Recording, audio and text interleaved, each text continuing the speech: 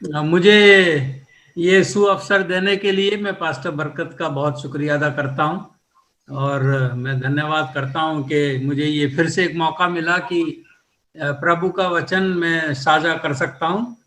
तो इसलिए प्रभु के मधुर और मीठे नाम से मैं आप सबका हार्दिक स्वागत करता हूँ। आप सबको नमस्कार, जय मसीह की, सलाम, यीशु सहाय और जो बाकी जो कुछ भी आप अपने अपनी भाषा में कहते हैं, आप सबको मिले। आज बड़ा अच्छा मुझे लग रहा है क्योंकि पास्टर बरकत ने जो मुझे नाम भेजे थे कि केवल नॉर्थ बंगाल, साउथ बंगाल और ईस्टर्न वेस्टर्न झारखंड और बिहार के लोग इसमें होंगे, पर मुझे बड़ी खुशी है लगभग 100 लोग इस पे जुड़े हुए हैं और बहुत से चेहरे जो वैसे नजर नहीं आते हैं वो भी मैं उनको देख सकता हूँ।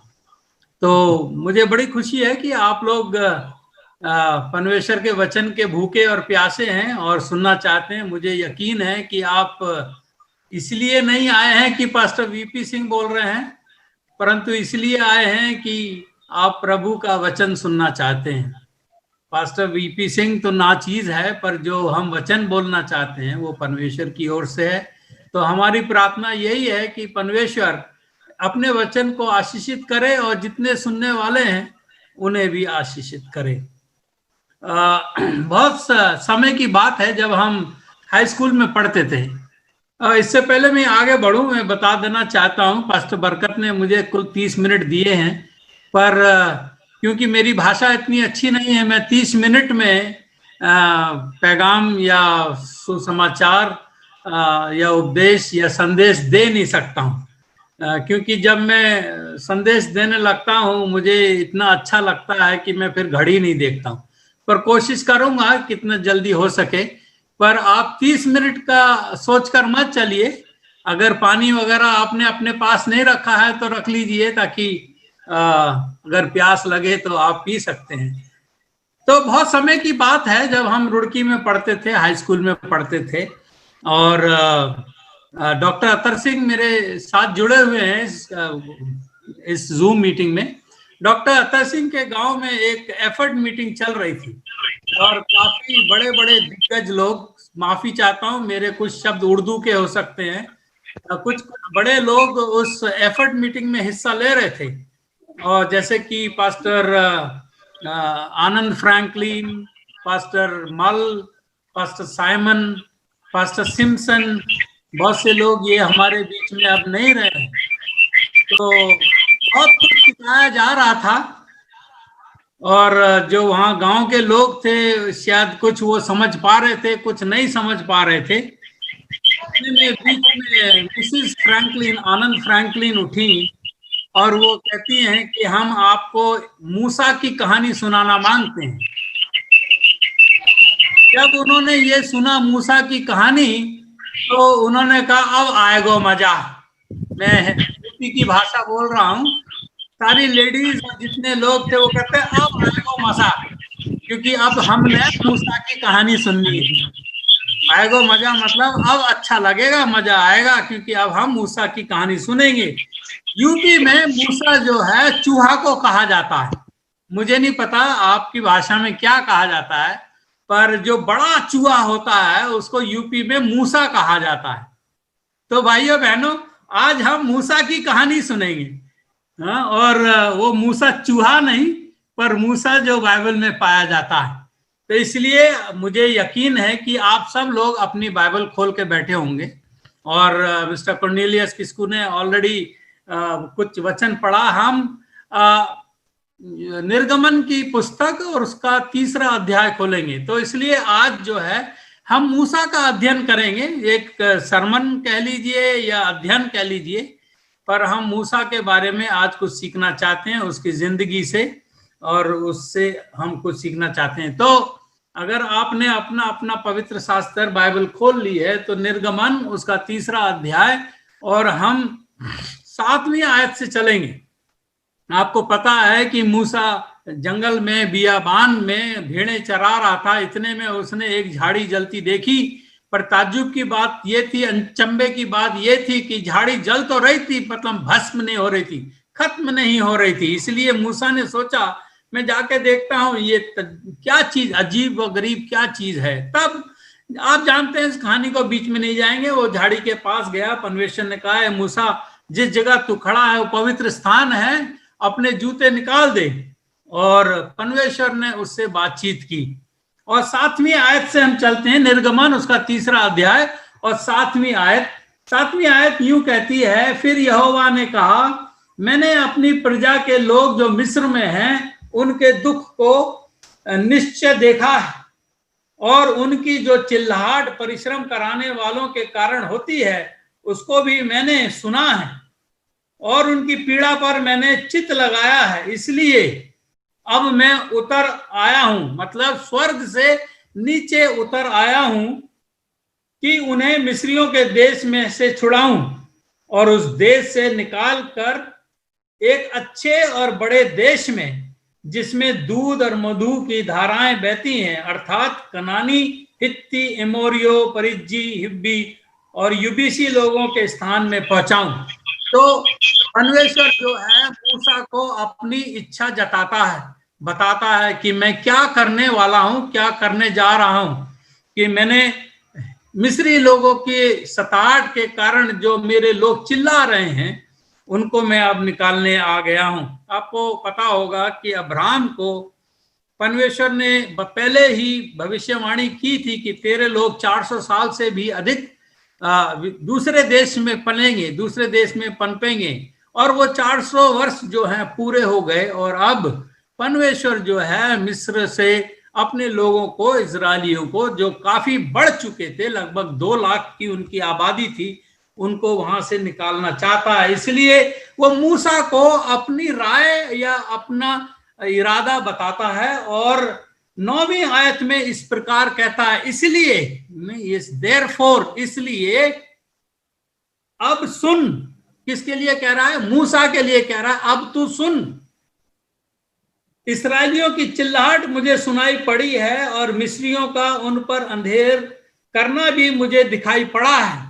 मूसा को कहता है प्रभु, मुझे पड़ा है, इसलिए तू आ, यू कम। मैं तुझे फिरौन के पास भेजता हूं कि तू मेरी इस्राएली प्रजा को मिस्र से निकाल ले आए। तो परमेश्वर जो है मूसा को एक निमंत्रण देता है कि तू आ, क्यों ने मैंने देखा है कि कैसे मेरे लोग वहां सताए जा रहे हैं, और मैं चाहता हूं कि तू आ और उनको वहां से लेके आ। आज का जो हमारा संदेश का शीर्षक है वो है सेवा के बजाय बहाने बनाना। और आप इस शीर्षक से जान ही गए होंगे हम किस चीज के बारे में बात कर रहे हैं, और उस चीज से हम भी कुछ आज सीखना चाहते हैं।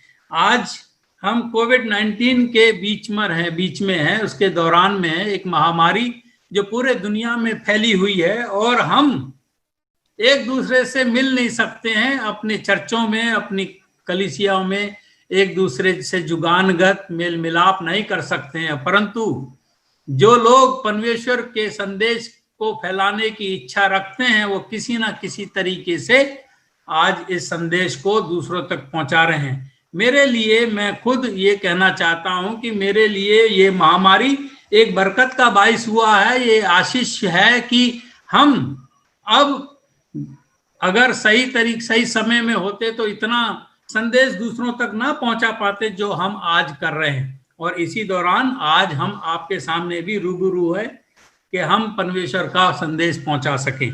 परंतु आज भी ऐसे लोग हैं जो कुछ नहीं कर रहे हैं, क्योंकि सेवंथ डे एडवेंटिस्ट चर्च का एक प्रोग्राम है TMI, जिसमें सर्व सदस्य सहयोग की उम्मीद करते हैं, सर्व सदस्य सहयोग की उम्मीद करते हैं और इच्छा करते हैं, और आपसे चाहते हैं कि हर एक कोई कुछ ना कुछ परमेश्वर के शुभ संदेश को दूसरों तक पहुंचाएं। अगर हम अब नहीं कर सकते हैं तो हम कभी नहीं कर सकते हैं, क्योंकि ईश्वर ने हमें ये मौका दिया है। और हो सकता है ये महामारी इसीलिए आई है कि हम जिनके जिम्मेदारी में सुसमाचार या संदेश फैलाना था वो हमने नहीं फैलाया, और अब हम उसे फैलाएं।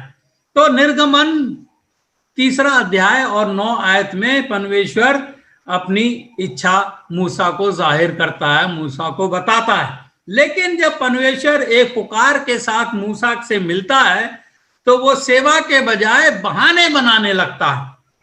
आज भी और अभी भी ऐसे बहुत से लोग हैं, जब उनको कुछ कहा जाए कि भाई साहब कि बहन जी आप वहां जाके यीशु का प्रचार करिए या आपका ट्रांसफर वहां कर दिया गया है, तो हम एक से लेके हजारों बहाने उनसे सुन सकते हैं कि ये बात है, मैं नहीं जा सकता, मैं ये, मेरे बच्चे यहाँ हैं, मेरी बीवी वहां है, मैं ये नहीं है, वहां वो नहीं है, दुनिया भर के बहाने आते हैं। तो आइए हम जब मूसा की कहानी सुनते हैं, पढ़ते हैं, अध्ययन करते हैं, तो हम अपने आप की जिंदगियों में भी झांकें कि जब ईश्वर हमारे पास पुकार लेके आता है तो हम उसकी पुकार को कहते हैं हाँ मैं यहाँ हूं, मुझे भेज, आई विल गो। आज ये जनरल कॉन्फ्रेंस का, डिवीजन का, यूनियन का प्रोग्राम है।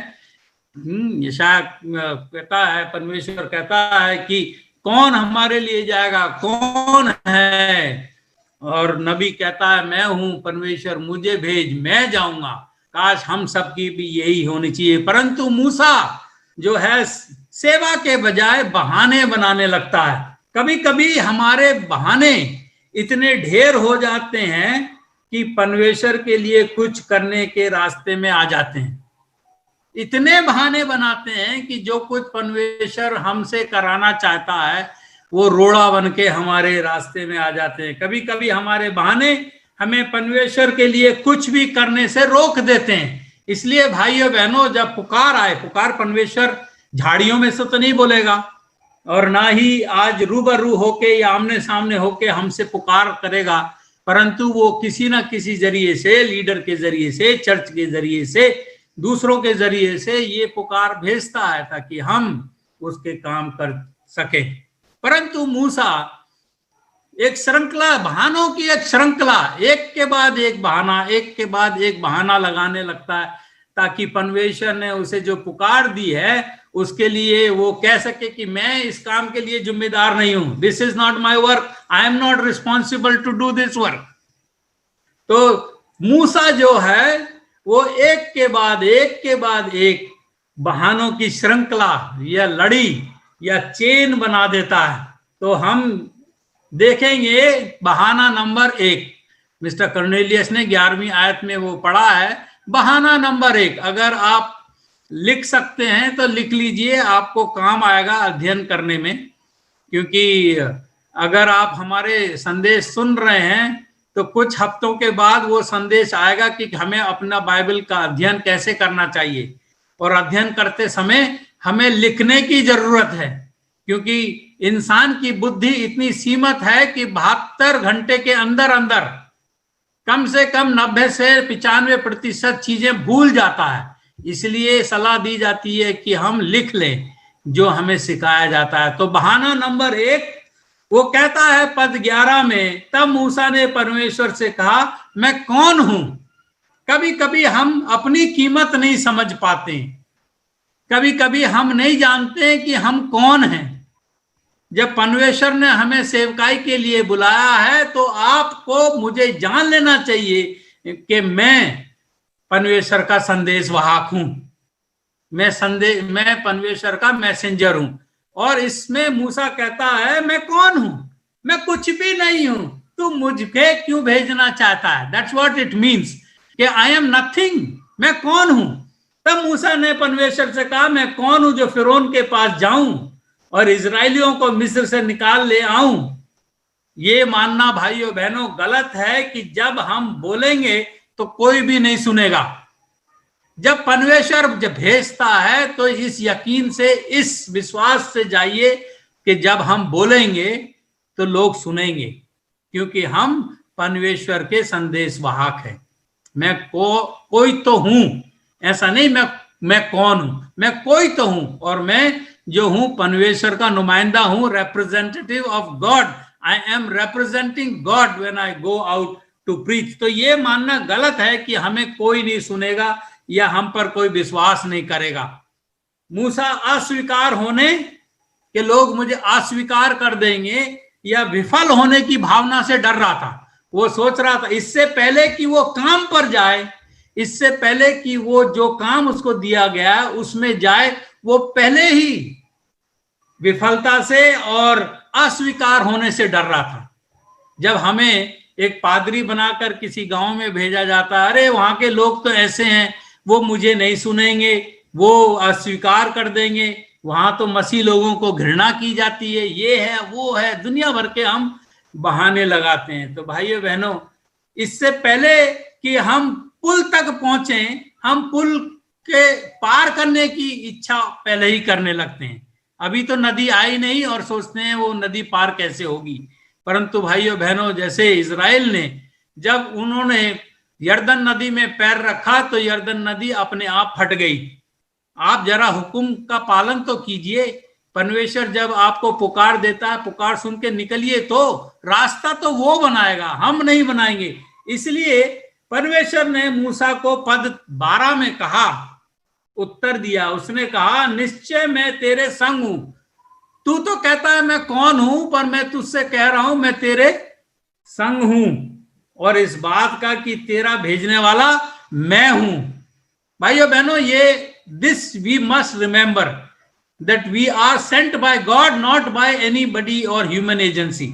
हमें यह समझ लेना चाहिए, परमेश्वर कहता है मूसा से कि तुझे भेजने वाला कोई और नहीं पर मैं हूं, मैं तुझे भेज रहा हूं, इसलिए तू इसकी चिंता मत कर। तेरे लिए ये चिन्ह होगा कि जब तू लोगों के को मिस्र से निकाल लेगा। कितना बड़ा वायदा परमेश्वर उसको देता है और पहले से ही बता देता है। 40 साल बाद की बात पहले से ही उसने बता दी कि जब तू लोगों को मिस्र से निकाल लेगा, तब तुम लोग इसी पहाड़ पर जहां मैं तुझसे बात कर रहा हूं, इसी पहाड़ पर परमेश्वर की उपासना करोगे। तो कितना महान भरोसा, कितना महान विश्वास परमेश्वर ने मूसा को दिलाया कि तू जा और मेरा काम कर, जो मैंने तुझसे कहा है, मैं तुझे भेजने वाला हूं। मूसा के पहले बहाने ने कहा कि मैं कौन हूं, अपने आप में संदेश व्यक्त किया, उसने अपने आप को कुछ नहीं समझा।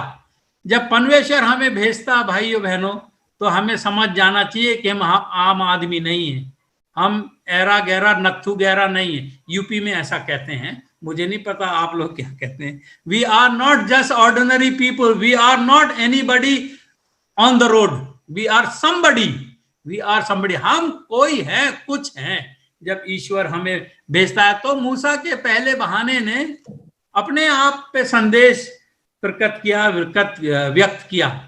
दुर्भाग्य से जब हम दूसरा बहाना देखते हैं, उसने परमेश्वर पे संदेह किया। पहले बहाने में तो उसने अपने आप पे संदेह किया, पर यह कितनी खराब बात होगी कि हम परमेश्वर पे संदेह करें, और उसने यही किया। बहाना नंबर 2, बहाना नंबर 2, अगर आप लिख रहे हैं, पद 13 में कहता है, किसके अधिकार से मैं जाऊं। मूसा ने परमेश्वर से कहा, जब मैं इजरायलियों के पास जाकर उनसे ये कहूं कि तुम्हारे पितरों के परमेश्वर ने मुझे तुम्हारे पास भेजा है, तब यदि वे मुझसे पूछें कि उसका क्या नाम है, तब मैं क्या बताऊं, किस अधिकार से मैं जाऊं। You give me appointment letter. बहुत से लोग कहते हैं, मैं आपको बताना चाहता हूं, आज तक मुझे अपॉइंटमेंट लेटर नहीं मिला।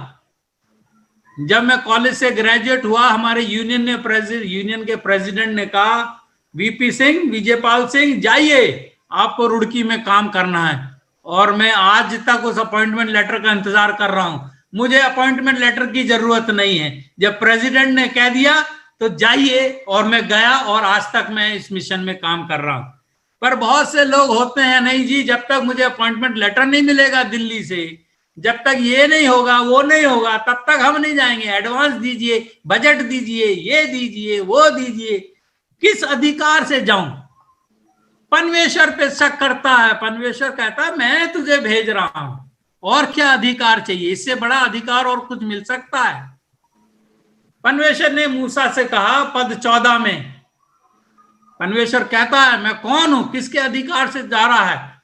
मैं जो हूं सो हूं, that's my name, I am that I am, और मैं भेज रहा हूं तुझे। फिर परमेश्वर ने कहा तो इजरायलियों से ये कहना कि जिसका नाम मैं हूं, I am, that I am है, उसी ने मुझे तुम्हारे पास भेजा है। इसके अलावा परमेश्वर ने मूसा से कहा।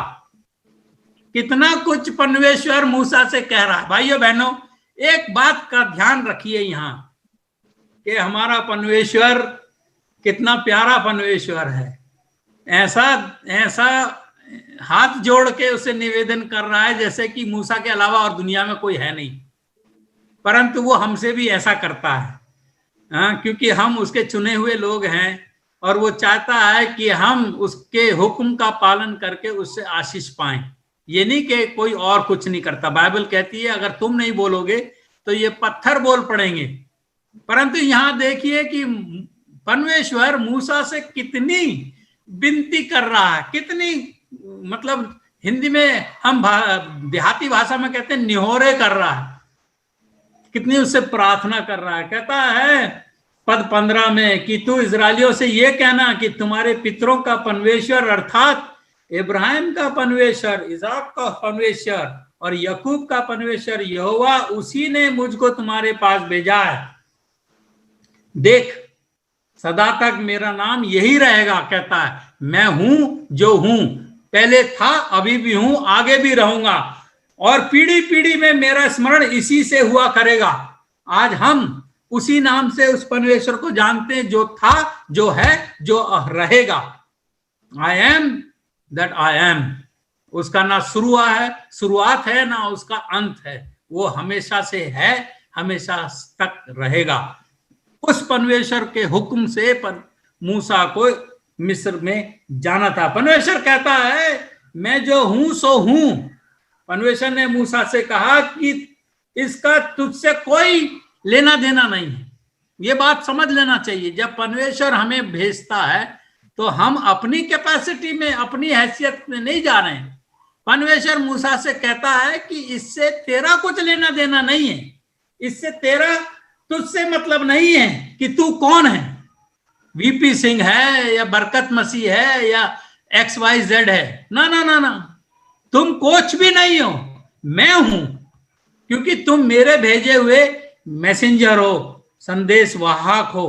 तो परमेश्वर उससे कहता है कि इसका तुझसे मतलब नहीं है कि तू कौन है, लेकिन इसका मुझसे मतलब है कि मैं कौन हूं, कौन तुझको भेज रहा है।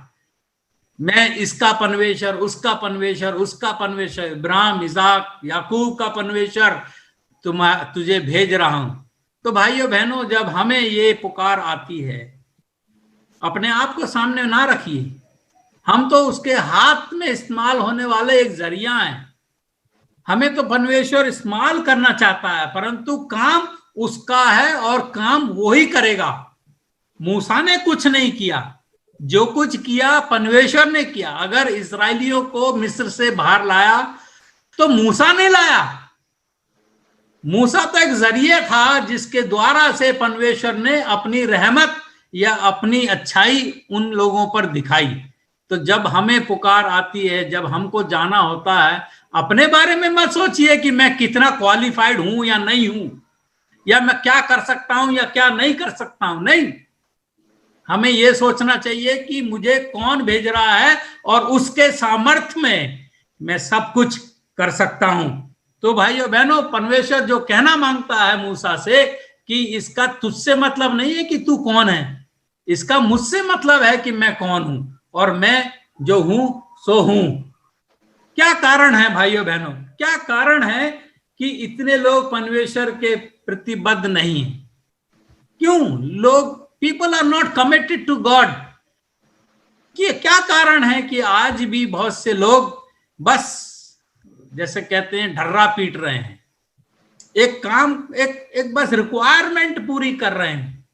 कमिटमेंट, प्रतिबद्धता बहुत कम देखी जाती है। क्या कारण है? क्योंकि वे परमेश्वर को नहीं जानते हैं। मैं हूं जो हूं, क्योंकि वो सोचते हैं मैं जो हूं, अपने बारे में सोचते हैं, इसलिए प्रतिबद्धता नहीं है। और मूसा को परमेश्वर ने यही बताया कि तू नहीं है, मैं हूं जो हूं।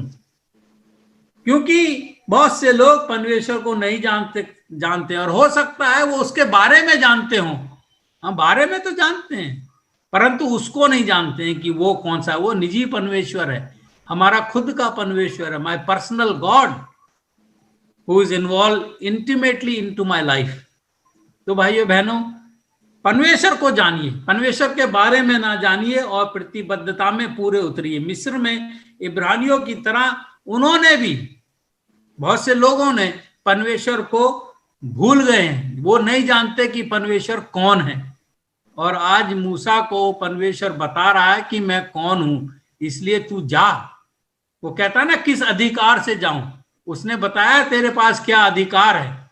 You are the messenger of the living God, the eternal God who is, who was and who will be. जब परमेश्वर ने मूसा से कहा कि मैं जो हूं सो हूं, तो वास्तव में वो जो कह रहा था, वो कहता है मैं वही हूं जो था, मैं वही हूं जो हूं, और मैं वही हूं जो रहूंगा। बहाना नंबर 3, अगर आप लिख रहे हैं तो लिख लीजिए, हालांकि ये सब बाइबल में दिया गया है। बहाना नंबर 3, व्हाट इफ, क्या अगर, क्या होगा अगर ना। ये जो शब्द हैं ये बहुत ही खराब शब्द हैं। मैं जाऊंगा वहां तो अगर ये हुआ, अगर और अगर और अगर, तो ये जो है मूसा ने भी यही किया। बहाना नंबर 3, क्या होगा अगर, पद 19 में 1 से 9 में कहा गया है, 4 अध्याय का, क्या होगा अगर। ये जो शब्द है ना, क्या होगा अगर मैं वहां जाऊं तो ऐसा होगा, मैं वहां जाऊं तो वैसा होगा, ये हमारे जीत के हत्यारे हैं। they murder our victory, they are the murderers of victory, these if, what if, उत्साह को बुझा देते हैं। ये जोश जो होता है ना, जब ये लोग पूछने लगते हैं अगर अगर अगर, हमारा जोश एकदम बुझ जाता है। तो कभी भी जब ईश्वर आपको काम पर भेजता है, मैं अपनी गवाही खुद दे सकता हूं आपको, हालांकि आपको मेरा अनुसरण करने का जरूरत नहीं है, परमेश्वर का अनुसरण करें। मैंने आज तक परमेश्वर की पुकार को नकारा नहीं, जहां परमेश्वर मुझे भेजता है मैं जाता हूं। और ऐसे ही हमारी मैडम का रवैया है, क्योंकि हम जानते हैं कि इससे पहले कि हम घर से बाहर निकलें, परमेश्वर हमारे रास्ते में खड़ा है, वो हमारे आगे आगे जाता है। तो ये व्हाट इफ, अगर, क्या होगा अगर, ये बातें हमने कभी भी नहीं रखी। जब ईश्वर ने किसी पुकार को हमारे तक पहुंचाया, हम बस सामान उठाया और चल दिए। बहाने हमें सर्वश्रेष्ठ से दूसरे दर्जे पर ले आता है, परमेश्वर की संतान से नीचे गिरा देता है। तो बहाने नहीं बनाए। हाँ, उसने कहा है कौन मेरे लिए जाएगा, एकदम से बोलिए मैं हूं, मुझे भेजिए, आई विल गो, मैं जाऊंगा। हमें दूसरे दर्जे पर गिरा देता है, हम फिर सेकंड ग्रेड सिटीजन हो जाते हैं परमेश्वर के। मूसा इस बारे में चिंतित था कि क्या हो सकता है। मूसा तो यह सोच रहा था कि क्या हो सकता है, परंतु परमेश्वर उसको बता रहा था क्या होगा। तुम इसी पहाड़ पर आके मेरी उपासना करोगे। मूसा सोच रहा था क्या हो सकता है, और परमेश्वर बता रहा था कि क्या होगा। परंतु आप इस परमेश्वर के बारे में सोचिए, इसने अभी भी मूसा को छोड़ा नहीं। और हमें धन्यवाद देना चाहिए कि हमारे बहाने के बावजूद परमेश्वर हमें छोड़ता नहीं है। वो अपनी सेवकाई हमसे कराना मांगता है और हमें करनी चाहिए।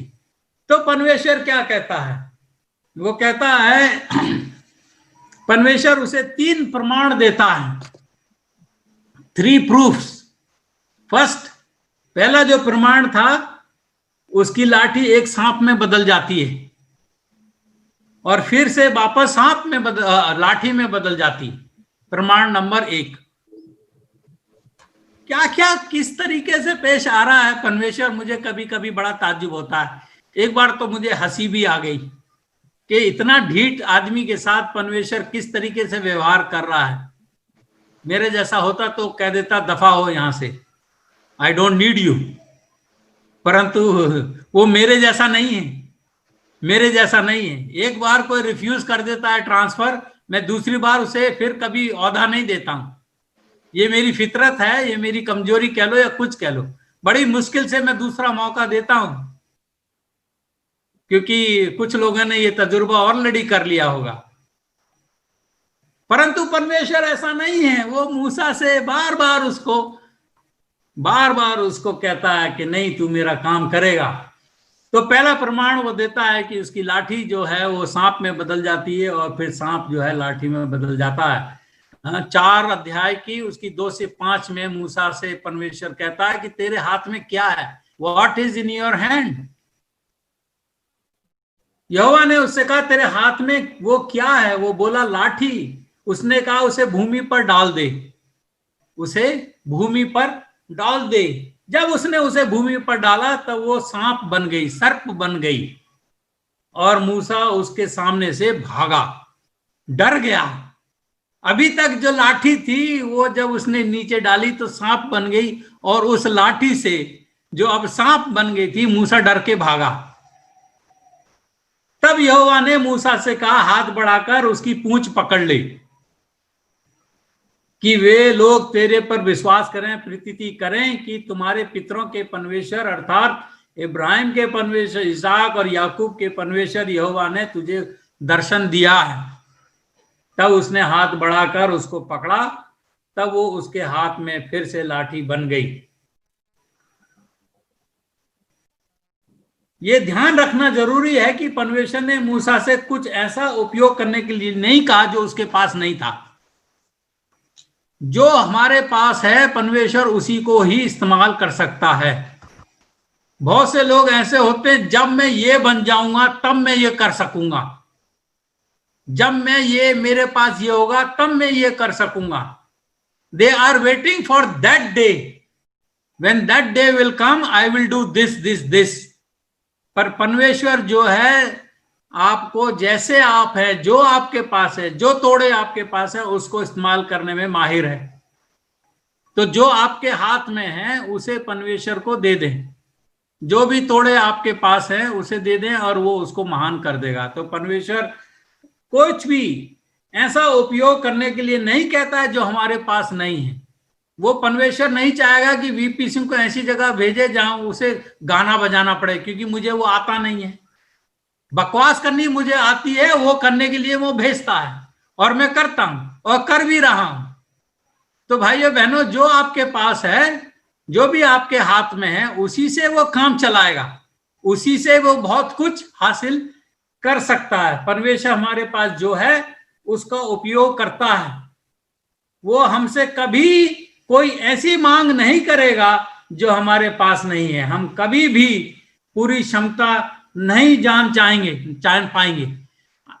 I never knew that I can preach before camera. मुझे डर लगता था, पर उसने ये मेरी बकवास करने की जो क्षमता है ना, इसको पहचान लिया, और आज मैं वही कर रहा हूं। तो परमेश्वर के काम की क्षमताएं छुपी पड़ी हैं। आपको और मुझे कभी पता ही नहीं चलेगा कि हम क्या कर सकते हैं जब तक कि हम करें ना। तो इसलिए भाइयों बहनों, जब पुकार आती है तो एकदम निकल पड़िए, हाँ जी मैं जा रहा हूं, और परमेश्वर जो कुछ आपके पास है, जो क्षमता आपके पास है, उसको वो इस्तेमाल करेगा। जब तक कि हम परमेश्वर को अपनी क्षमताएं इस्तेमाल करने या अर्पित नहीं करेंगे, तब तक वो इस्तेमाल करने नहीं देगा। जब तक मूसा ने वो लाठी जमीन पर नहीं फेंकी, तब तक वो सांप नहीं बना, और सांप बनते ही वो डर गया, फिर से वो लाठी बन गई। तो भाइयों बहनों, ये भी एक बड़ी भारी संदेश है जो मैं दे सकता हूं। What is in your hand, God can use what you have and not what you don't have. तो इसलिए जो आपके हाथ में है आप देने के लिए तैयार रहें। परमेश्वर क्षमता की तलाश में नहीं है। He is not looking for abilities, he is looking for availabilities. आपकी क्षमता की खोज में, तलाश में नहीं है, वो उपलब्धता, वेदर यू आर अवेलेबल और नॉट, आपकी उपलब्धता, आप उसके काम को करने के लिए उपलब्ध हैं या नहीं। भाइयों बहनों, पुकार कभी कभी आती है, कभी नहीं आती है। मैं जानता हूं कि जब ग्रेट डिसअपॉइंटमेंट का संदेश हमारे एडवेंटिस्ट या कहना चाहिए 7वें दिन को मानने वाले लोगों के पास आया, तो बहुत से लोगों ने उसे बताने के लिए इनकार कर दिया। अंततः उसने मिसेस एलन जी वाइट, जो छोटी सी बच्ची थी 15 साल की, उसको चुना। तो ऐसा है कि अगर आप नहीं करेंगे तो कोई और करेगा, और हमसे कमजोर भी उस काम को कर सकता है। तो इसलिए जब न्योता हमारे पास आता है, invitation comes to us, let us accept that invitation and do our best. तो परमेश्वर जो है हमारी क्षमता के खोज में नहीं है, वो क्षमता की तलाश नहीं कर रहा है कि हम कितने क्वालिफाइड हैं, कितनी हमारे अंदर एबिलिटीज हैं, क्या क्या हम कर सकते हैं, गा सकते हैं, बजा सकते हैं, भाषण दे सकते हैं, ये कर सकते हैं, वो कर सकते हैं। ये सब कुछ होने के बावजूद भी हम और आप बेकार हो सकते हैं, क्योंकि हम अपने आप को उपलब्ध नहीं कराते हैं। So he wants to have the availability, not the ability. God enables those whom he calls, जिसको वो बुलाता है उसको क्षमता वो देता है। तो इसलिए क्षमता की चिंता ना करें। अगर आपको परमेश्वर ने बुलाया है तो जिस काम को करने के लिए बुलाया है उसकी क्षमता वो खुद देगा, क्योंकि काम वो आपका नहीं परमेश्वर का है। जब परमेश्वर बुलाता है तो हमें अपनी क्षमताओं को, एक तरफ हम अपनी क्षमताएं रखते हैं और दूसरी तरफ हम अपनी बाधाओं को रखते हैं। हमेशा ऐसा होता है कि मैं क्या कर सकता हूं और मैं क्या नहीं कर सकता हूं। ये हमारी परीक्षा होती है। जब भी कोई अपॉइंटमेंट, जब भी कोई कॉल या पुकार परमेश्वर की तरफ से आती है, हम अपनी तरफ देखने लगते हैं कि मेरी क्या क्षमता है, क्या मैं कर सकता हूं, क्या मैं नहीं कर सकता हूं। ये निर्धारित करने लगते हैं कि क्या हम वास्तव में वो कर सकते हैं जिसके लिए परमेश्वर हमें करने कह रहा है। ना ना ना ना ना ना, हम अपने आप को देखने लगते हैं। हम परमेश्वर को देखें कि वो क्या कर सकता है। वो तो पत्थरों से भी अपना संदेश दूसरों तक पहुंचा सकता है। जब गधे बोलकर परमेश्वर का संदेश दे सकते हैं तो इंसान तो बहुत बड़ी चीज है। तो भाइयों बहनों, let's not become less than a donkey. अगर हमें ये न्योता आया है, ये पुकार आई है कि हम परमेश्वर को का संदेश फैलाएं, तो हम तो उनसे बेहतर हैं। अगर चाहे परमेश्वर, तो परमेश्वर तो गधे के मुंह में भी भाषा डाल सकता है और वो भी बोल सकता है। परमेश्वर उन चीजों में रुचि नहीं रखता है कि आप में क्या क्षमताएं हैं और आपकी क्या बाधाएं हैं। परमेश्वर अक्सर हमें ऐसी जगह जाने की अनुमति देता है, हमें जाने देता है कि हम अपनी क्षमता को जरा देख तो लें कि आपकी क्षमता कितनी काम आएगी। और हम संघर्ष करते हैं, अपने आत्मविश्वास से जाते हैं और असफल हो जाते हैं। और जब असफल हो जाते हैं फिर कहते हैं, हे परमेश्वर अब तू ही संभाल, मेरे से ये काम अब नहीं होता है। फिर वो हमें ऐसी जगह डालता है जहां हम अपर्याप्त, इनकम्प्लीट महसूस करते हैं, अपर्याप्त महसूस करते हैं। और फिर कहते हैं, परमेश्वर अब मेरी कमी को तू ही पूरा कर, और हम उस पर निर्भर होने के लिए मजबूर हो जाते हैं। मूसा के लिए यहोवा की आज्ञा सरल थी। ये जो लाठी वाली आज्ञा थी ये बहुत सरल थी। जमीन पे फेंक, उसे भूमि पर डाल दे। आपके लिए भी बहुत सरल हो सकती है। जो भी आपके अंदर तोड़े हैं मुझे दे दे और मैं उसको कुछ और में बदल सकता हूं। एक निर्जीव लाठी को मैं जीवित सांप बना सकता हूं। तो इसलिए भाइयों बहनों, जो कुछ भी है उसे भूमि पर डाल दें, परमेश्वर के हवाले कर दें, और वो एक निर्जीव चीज को भी जीवित कर सकता है। ठीक, बिल्कुल वो सरल थी, डाल दे। और मूसा ने उसे फेंक दिया, बड़े आराम से उसने फेंक दिया। उसकी आज्ञाकारिता के कारण वो सांप बन गई। अगर वो नहीं फेंकता तो क्या होता? अगर मूसा उस लाठी को नहीं फेंकता तो क्या होता? वो आश्चर्य काम नहीं होता, वो सांप में नहीं बदलती, और ना ही वो विश्वास दिला सकता था कि परमेश्वर क्या कर सकता है। और फिर यहोवा कहता है उसे उठा ले। ये बहुत मुश्किल था। हाँ, जो परमेश्वर देता है वो हमें कभी कभी मुश्किल लगता है। लाठी तो आराम से फेंक दी, पर वो सांप बन गई। अब वो कहता है जो मैंने बनाया है अब तू उसको उठा ले। तब जो है मूसा घबराता है कि परमेश्वर ने जो चीज मेरे से लेके कुछ और बना दी, उसको लेने में हिचकिचाता है क्योंकि वो महान चीज है। हिचकिचाता है, लेकिन यहोवा कहता है इसे पूंछ से उठा ले। हर कोई जानता है भाइयों बहनों, आप भी जानते हैं कि सांप को हम पूंछ से नहीं उठाते, सांप के हम खोपड़ी से उठाते हैं ताकि वो हमें काटे नहीं। परंतु मूसा ने उसको उठाया और वो जो है फिर से लाठी बन गई। ये मुश्किल था, लेकिन मूसा ने आज्ञा का पालन किया और सांप फिर से लाठी बन गया और मूसा का विश्वास जो है मजबूत हो गया। तो परमेश्वर जो हमें उठाने के लिए कहता है, जो मुश्किल दिखाई दे सकता है, जब हम अपना थोड़ा हाथ में देते हैं उसको बदल के वो और बना सकता है। वो उठाने में परमेश्वर कहता है अपनी सलीब उठा के चलो। वो उठाने में थोड़ा मुश्किल दिखता है, परंतु अगर हम उसके हुक्म के अनुसार उठा लेंगे तो एक विश्वास का वाइस बनेगा, उससे हमारा विश्वास जो है बढ़ जाएगा। इसके बाद मूसा के एक और चिन्ह देता है, वो आप जानते हैं, हाथ डाला अपनी बगल में, वो कोड़ी हो गया और फिर डाला तो वो ठीक हो गया, फिर ये पानी को लहू या खून में बदल दिया। ये 3 चिन्ह उसने दिए। अब तक ध्यान दें, प्लीज ध्यान दें। पास्टर बरकत पार्डन मी है, आई एम रशिंग, मैं तेज जा रहा हूं। कोई जितने जल्दी मैं खत्म कर सकता हूं करने की कोशिश करूंगा, परंतु संदेश है प्रभु परमेश्वर का, तो जितना मुझे कहा जा रहा है मैं कहता जा रहा हूं। तो इसलिए धीरज रखिए, शांति से सुनते रहिए। अब तक नंबर 1, परमेश्वर ने खुद को मूसा के सामने प्रकट किया। अब तक परमेश्वर ने खुद को मूसा के सामने प्रकट किया, और दूसरी बात, लोगों को छुड़ाने की इच्छा के बारे में मूसा को बताया, और तीसरी बात, उसे सफलता का वादा किया। चौथी बात, उसे 3 चिन्ह दिए ताकि लोग उस पर विश्वास कर सकें। इतना कुछ करने के बावजूद ये अभी भी मूसा के लिए काफी नहीं था।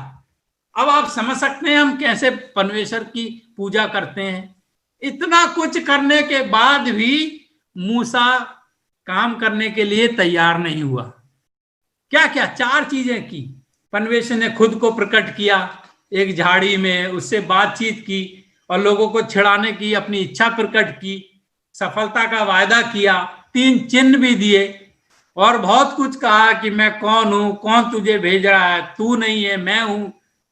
परंतु फिर भी वो कहता ना, अभी काफी नहीं हुआ, अभी काफी नहीं है, और कुछ प्रूफ चाहिए। कितना मजाक कर रहा है मूसा परमेश्वर से। हाँ, बहाना नंबर 4 अगर आप लिख रहे हैं, बहाना नंबर 4 जो अध्याय 4 उसके 10 से 12 में लिखा है, मूसा ने यहोवा से कहा, हे मेरे प्रभु, मैं बोलने में निपुण नहीं हूं, मैं अच्छी तरह से बात नहीं कर सकता हूं, ना तो पहले कर सकता था, ना जब से तूने मुझे अपने दास से बातें करनी शुरू की है। मैं तो मुंह और जीभ से भद्दा हूं। क्या बढ़िया बहाना निकाला। उसने ये नहीं कहा कि मेरी टांगों में दर्द है या मुझे कुछ बीमारी है।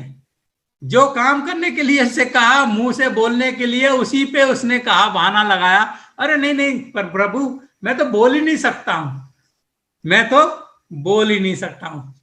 ऐसा बात कर रहा है। अब कभी कभी हम ऐसी बात करते हैं जैसे परमेश्वर इंसान हो, कि वो हमारे बारे में जानता नहीं है। क्या परमेश्वर नहीं जानता कि वो बोल सकता है कि नहीं बोल सकता है? बिल्कुल जान सकता है, बिल्कुल जान सकता है। मूसा अब कहता है मैं एक अच्छा बोलने वाला नहीं हूं। परमेश्वर से कह रहा है जो सब कुछ जानता है। वो भले ही जुबान से धीमा हो सकता था, परंतु बहाने बहाने में तो बहुत तेज था। है मूसा बोलने में कम हो सकता है, परंतु बहाने बनाने में बहुत तेज था। एक के बाद एक के बाद एक के बाद बहाने बनाए जा रहा है।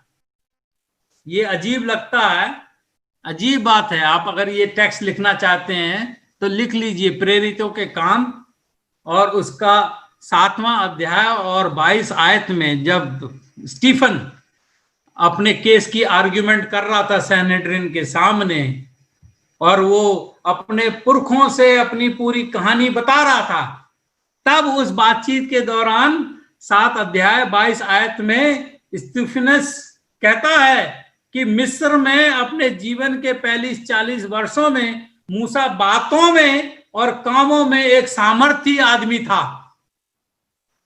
तो ये मूसा का बहाना बेकार था, बेकार था। वो बोल सकता था, ठीक ठाक बोल सकता था, क्योंकि स्टीफनस कहता है कि अपने 40 साल में जब वो मिस्र में था, उसने दुनिया भर की ट्रेनिंग ली, तो ऐसा हो नहीं सकता कि वो बोलता। कमांडर इन चीफ था आर्मी का, जो अटेंशन स्टैंडर्डीज नहीं बोल सकता, वो कमांडर इन चीफ कैसे हो सकता है।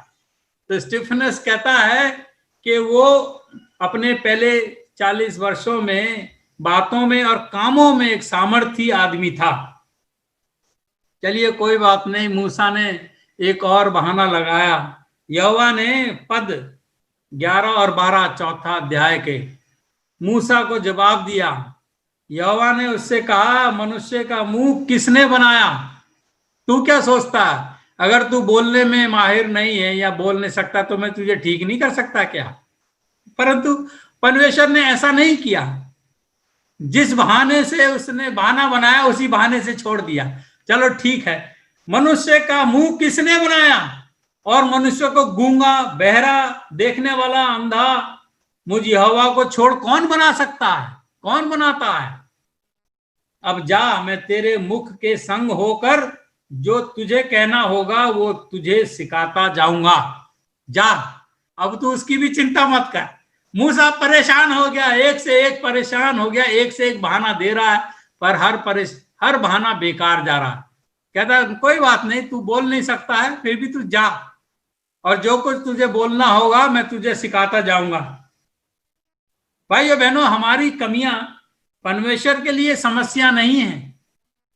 अगर मैं बोल नहीं सकता हूं, चल नहीं सकता हूं, बीमार हूं, कुछ भी हूं, अगर उसने मुझे पुकार दी है, आदेश दिया है, तो हमारी कमियां जो भी हैं, जो भी कमी हमारे अंदर है, वो परमेश्वर के लिए समस्या नहीं है। हालांकि वो समस्या मूसा की थी नहीं। अगर होती तो परमेश्वर उसके मुंह को ठीक कर देता, पर थी नहीं। परंतु उसने ये बहाना बनाया तो उसको उस बहाने के साथ छोड़ दिया।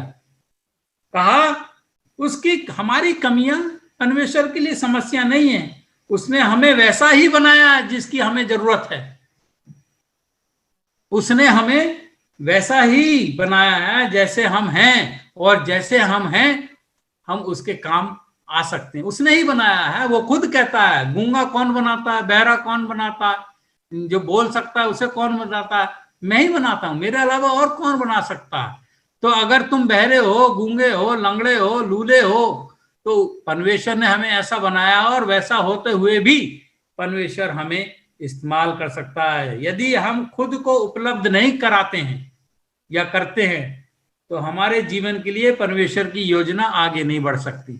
हमारे जीवन की योजना, हमारे जीवन के लिए जो परमेश्वर की योजना है, तभी आगे बढ़ेगी भाइयों बहनों, जब हम अपने आप को उसको उपलब्ध कराएंगे। तो आज आपसे विनती यही है कि हम अपने आप को उसके लिए उपलब्ध कराएं। बहाना नंबर 5, पांचवा बहाना, और ये बहुत ही संगीन बहाना है। किसी और को भेज दे।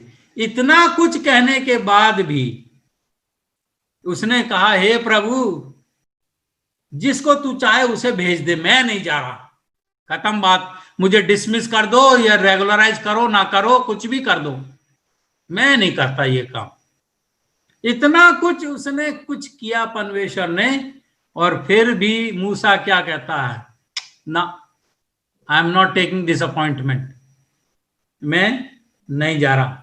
मूसा के लिए कोई फर्क नहीं पड़ता, चिन्ह दो या ना दो, मूसा के लिए कोई फर्क नहीं पड़ता। चिन्ह दो या ना दो, परमेश्वर के साथ होने का वादा करे या ना करे, मूसा जाना ही नहीं चाहता। तो कभी कभी ऐसे लोग भी आ जाते हैं, कितना कुछ उनके साथ करो फिर भी वो कुछ करना नहीं चाहते, परमेश्वर की पुकार सुनना नहीं चाहते हैं। ये अंतिम आपत्ति किसी कारण से नहीं थी या किसी कारण पर आधारित नहीं थी। अब कोई बहाना नहीं, बस सीधा उसने कह दिया, तू कुछ भी कर ले, कुछ भी कह, मैं जाता ही नहीं। अब कर ले क्या करेगा, मैं नहीं जा रहा, क्योंकि उसके सारे बहाने बेकार थे। मूसा बस ये करना नहीं चाहता है, बस मूसा परमेश्वर से कह रहा है नहीं मैं नहीं जा रहा। बहुत ही संजीदगा, बहुत ही सीरियस प्रॉब्लम हो गई अभी, और इस चीज पे मैं चाहता हूं आप गौर करें। परमेश्वर ही नहीं, हम ऑफिसर्स भी गुस्सा हो जाते हैं जब ऐसा समय आता है। तो क्या लिखा है, तब चौथा अध्याय की 14 आयत, तब यहोवा का कोप मूसा पर भड़क उठा। तब परमेश्वर का, यहोवा का कोप, गुस्सा मूसा पर भड़क उठा। इतना कुछ मैं तुझसे कह रहा हूं, ये है वो है, और फिर भी तू कहता मैं नहीं जाऊंगा। भाइयों बहनों, अपनी नोटबुक में लिख लीजिए, ये चीज अपने दिमाग में डाल लीजिए, अपने दिल में ये सच्चाई बैठा लीजिए कि परमेश्वर हमारे बहानों से क्रोधित हो जाता है। परमेश्वर हमारे बहानों से क्रोधित हो जाता है, और अगर उसका क्रोधित दया में ना बदले तो हम भस्म हो सकते हैं। परंतु मूसा के साथ उसने ऐसा नहीं किया। परंतु आप लिख लीजिए, दिल में बैठा लीजिए, कहीं ना कहीं ये दिमाग में डाल लीजिए कि परमेश्वर हमारे बहानों से क्रोधित हो जाता है। उसकी सेवा करने के लिए उसने हमें बुलाया है, तो हम उसकी सेवा करें। TMI जिसकी मैं बात कर रहा था, सर्व सदस्य सहयोग करें। हर किसी को कुछ ना कुछ परमेश्वर के लिए, उसके नाम की बढ़ाई के लिए कुछ ना कुछ करना जरूरी है और करना चाहिए। क्योंकि अगर हम बहाने बनाएंगे, हाँ कुछ बहाने वो सहन करता है, परंतु आखिरकार वो हमारे बहानों से क्रोधित हो जाता है। शिकायत करने वालों से परमेश्वर का आशीर्वाद वापस ले लिया जाता है। बहुत से लोग जो है शिकायत करने के ही स्पेशलिस्ट होते हैं, हर चीज में कड़कड़ कड़कड़ कुछ ना कुछ कमी रहती ही है। अरे सर ये नहीं, अरे सर वो नहीं, अरे सर ये, अरे सर वो। भाइयों बहनों, शिकायत करने वालों से परमेश्वर का आशीर्वाद वापस ले लिया जाता है। ऐसा इसलिए नहीं कि प्रभु के लिए 4% काफी नहीं, काफी है, 5 बहुत ज्यादा हो गए, नहीं। मूसा परमेश्वर के जवाब पर भरोसा करने से इनकार कर देता है। परमेश्वर को तुम अपने ऊपर विश्वास ना करो कोई बात नहीं, परंतु जब तुम परमेश्वर पे विश्वास नहीं करते हो तो वो क्रोधित हो जाता है, क्योंकि परमेश्वर महान है। जब मूसा परमेश्वर से किसी और को भेजने का अनुरोध करता है तो प्रभु ये कह रहा है कि मुझे तुझ पर भरोसा नहीं है। मूसा ये कह रहा है मुझे तुझ पे भरोसा नहीं है, जो तू अभी तक कह रहा था मैं विश्वास नहीं करता कि तू ये मेरे साथ रहेगा, मेरे साथ करेगा। और ये चीज जो है परमेश्वर को गुस्सा दिला देती है, क्रोधित कर देती है। परमेश्वर पे कभी भी विश्वास करना ना छोड़ें। यहोवा का कोप मूसा के खिलाफ भड़का। बहानेबाजी का पाप एक दिन, भाइयों बहनों, अगर आपने कभी बहाने बनाए हैं या अभी भी बनाते हैं कुछ ना कुछ करने के लिए परमेश्वर के लिए, तो बहानेबाजी का पाप एक दिन न्याय के लिए लाया जाएगा। अपने न्यायाधीश के सामने खड़े होते समय हमारे सब बहाने गायब हो जाएंगे, सब गायब हो जाएंगे। हम नंगे उसके सामने खड़े रहेंगे। मैंने तुझे ये तोड़ा दिया था, तूने इस्तेमाल नहीं किया, और आपको पता है जिसने इस्तेमाल नहीं किया उस आदमी को कहां भेजा गया। तो भाइयों बहनों, मेरी सलाह आपसे यही है, विनती यही है कि जब ईश्वर ने हमें पुकारा है, बुलाया है, बुलाहट दी है, तो हम उसके हुक्म का पालन करें जो वो हमसे कराना चाहता है। लाखों लोग, मुझे कभी कभी ऐसा लगता है इस कोरोना वायरस के टाइम में कितने लोग हैं जो मर जा रहे हैं, और मैं सोचता हूं क्या वो प्रभु में मरे हैं कि बिना प्रभु के मरे हैं। और अगर बिना प्रभु के मरे हैं तो उसकी जिम्मेदारी मेरी थी कि मैंने अड़ोस पड़ोस के लोगों को बताया नहीं प्रभु कौन है, प्रभु कौन है।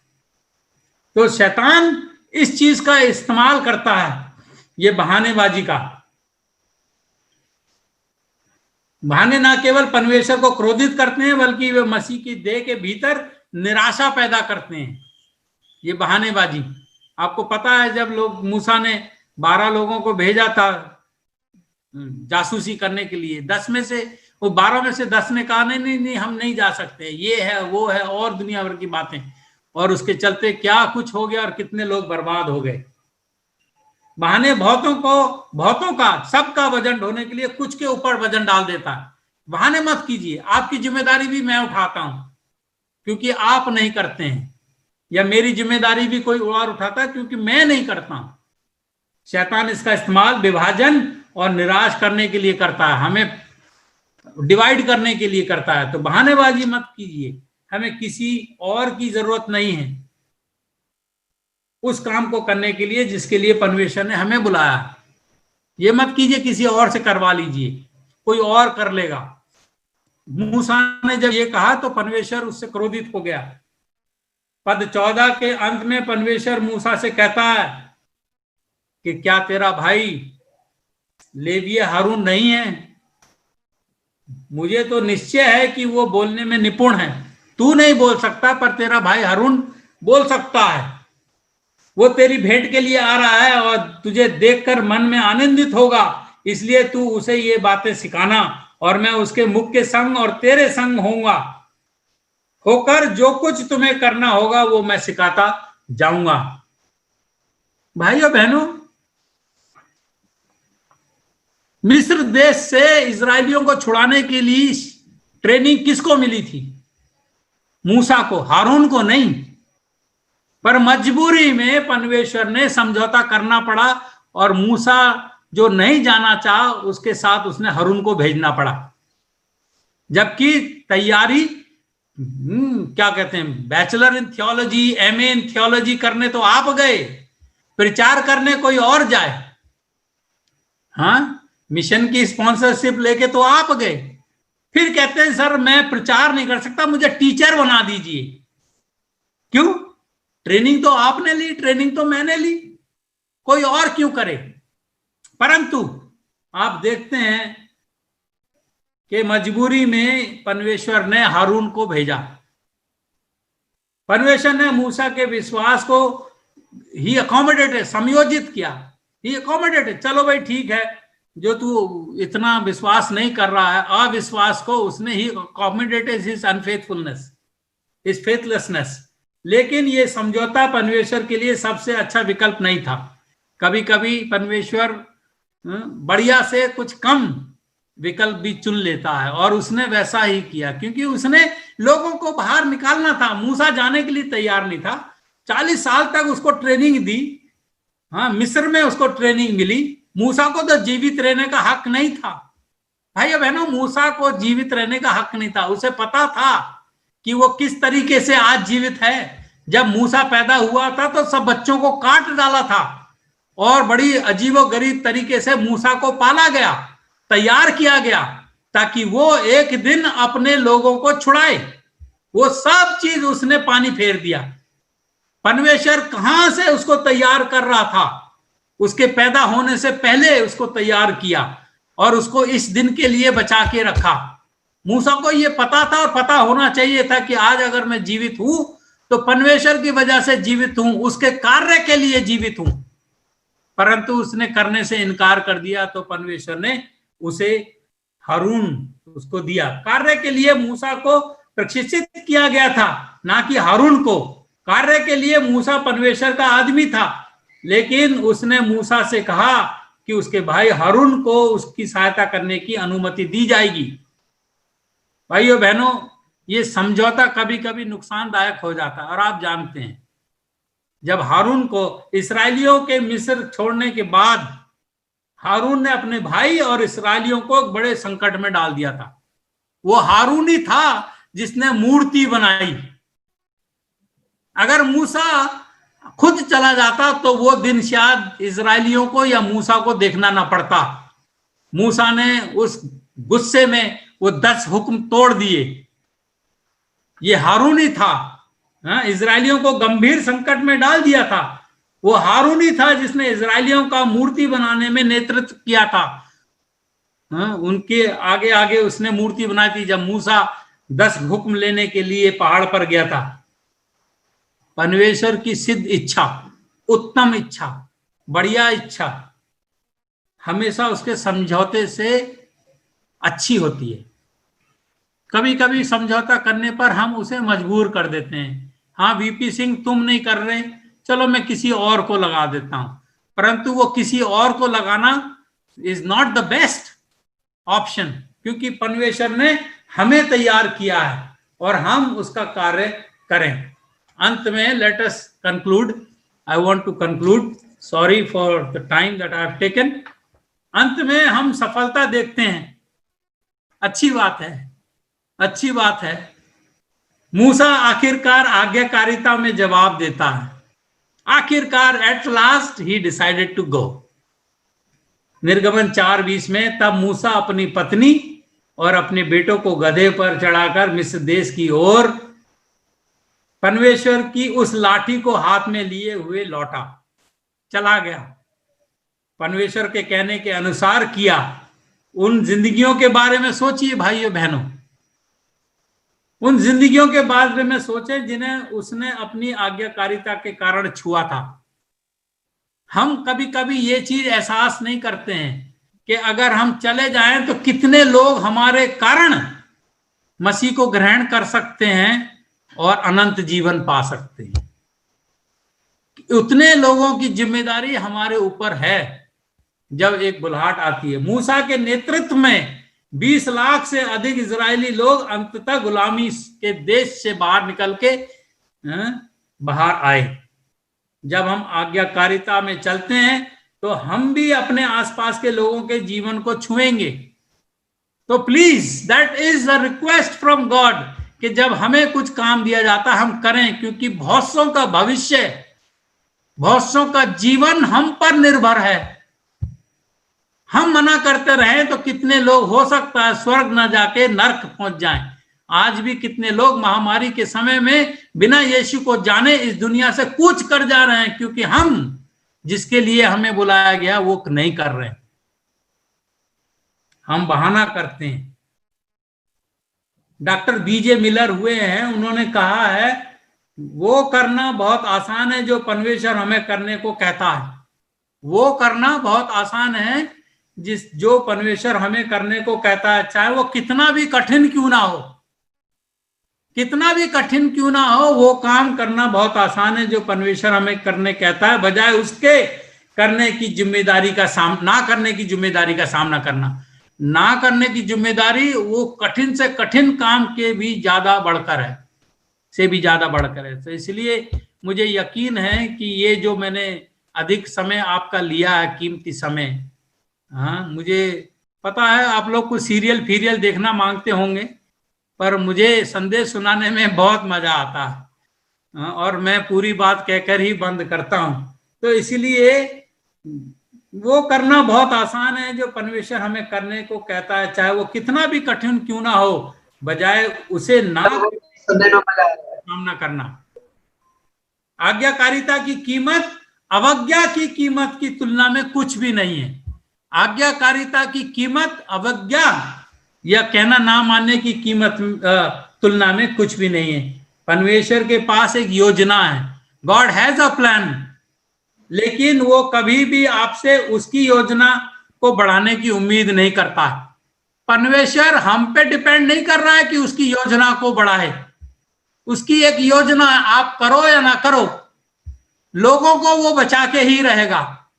तो परमेश्वर की जो योजना है वो आपसे उसकी उम्मीद आगे बढ़ाने की उम्मीद नहीं है, वो ये खुद देखेगा कि उसकी योजना को अंजाम दिया जाए। वो किसी ना किसी तरीके से अपनी योजना को पूरा करके ही छोड़ेगा। अगर मूसा नहीं करता तो वो किसी और से कराता जरूर। वो बस ये चाहता है कि हम अपने आप को उसके साधन के रूप में उपलब्ध कराएं। We must become a source for him.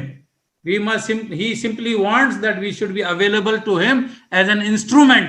वो हमें इस्तेमाल करना चाहता। आप होना चाहेंगे तो अच्छा है, अगर नहीं होना चाहेंगे तो वो किसी ना किसी और से करा लेगा। आखिरकार याद रखिए भाइयों बहनों, इसमें मेरी इज्जत दांव पे नहीं लगी है, परमेश्वर की इज्जत दांव पे लगी है। इस पर आखिरकार ये उसकी प्रतिष्ठा है जो दांव पे लगी है, आपकी और मेरी नहीं, क्योंकि उसने वादा किया है कि मैं तुम्हें बचाऊंगा, फिर से यरूशलेम पहुंचाऊंगा, न्यू यरूशलेम।